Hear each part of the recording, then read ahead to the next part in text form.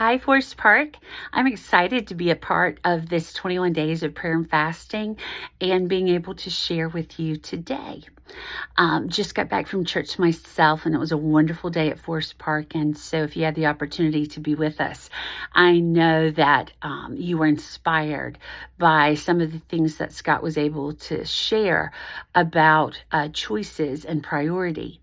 Well, what I wanted to share with you today was regarding something that I know that I've struggled with. I know my kids have struggled with, that Scott struggled with. I would think the majority of our society has dealt with, at one time or the other, feeling panicked or nervous or a sense of anxiety about something that's coming up. Many different things causes anxiety. It can be from relationships to triggers of trauma that have happened in our lives.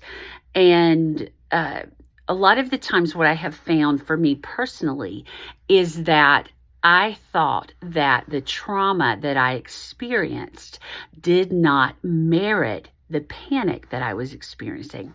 For instance, I thought in my mind I was making it a bigger deal than I really needed to. I was not giving myself enough credit for being bothered by some of the things that I had experienced that were now causing me a sense of panic and a sense of anxiety.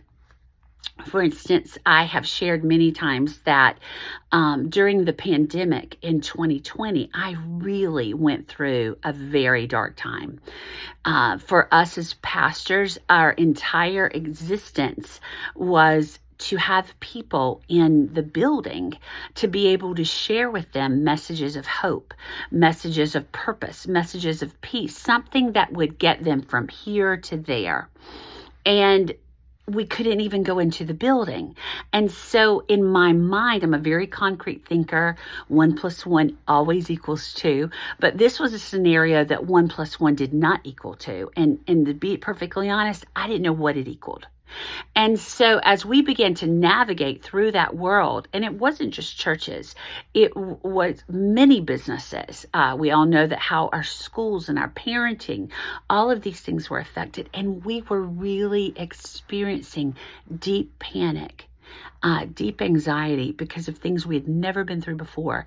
And for me personally, my mind did not know how to make sense of it. So as we began to open up and I was able to go back into Forest Park, I began to experience panic attacks. And what I mean is that it was very difficult to be in the room, to be in the building, because it reminded me of so much that we had lost as a result of the pandemic. And it was difficult. And I didn't know really what to do with it. But luckily, I was able to get tapped into a wonderful therapist who helped me make sense of all of those feelings. But what I would encourage you to do if you're feeling that today is, number one, listen to your instincts. If you are feeling a sense of panic, you walk into a room, you notice that your body changes, you notice that you're not feeling as comfortable as maybe as you once did, that feeling of this is a safe place, it changed. Listen to yourself and be able to acknowledge that sometimes things are just really difficult and you're not alone. And the second thing I want you to do is that if you need to find a good therapist, don't feel bad because you need that. Because there's nothing better than talking to someone about the deepest moments of hurt in your life and knowing that that person has absolutely no need to feel a bias one way or the other. And the passage of scripture that I want to share with you today that can also be such a catalyst in your healing is from the book of Psalms. And throughout this 21 days of prayer and fasting, being able to meditate in Psalms has been so beautiful for me, because I just know that David got it. He got so many things. He went through so many ups, so many highs, and so many lows. And so the passage from today is, listen to this. Okay. Answer me, O Lord, my spirit fails. Hide not your face from me, lest I be like those who go down to the pit. Let me hear in the morning of your steadfast love, for in you I trust. Make me know the way I should go, for to you I lift up my soul. He is the one that knows. There are times I feel so alone and so panicked and so grief-stricken. I don't know which way to go, but he knows. Deliver me from my enemies, O Lord. I fled to you. I'm running to you for my refuge. Teach me to do your will, for you are my God. Let your good spirit lead me on level ground. And his good spirit, the goodness of God.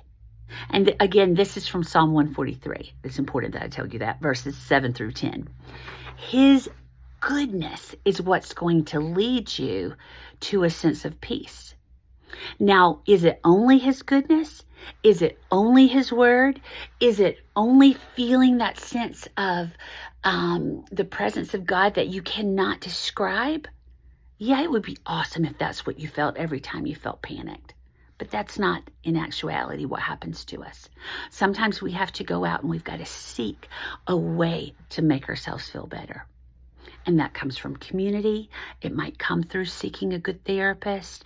And it definitely comes from listening to your instinct and to the people around you who are still around you, who have never walked away from you, and they're telling you the truth.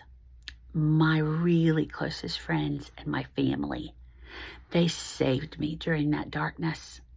And I still feel it creeping in sometimes, but I have some tools like this wonderful passage and my wonderful people around me and very good therapy. I want to encourage you this week to pray for pastors across our community. Pray that they would be able to hear what it is that God would be saying to them, to be able to be everything that they need to be to the people that call their churches home.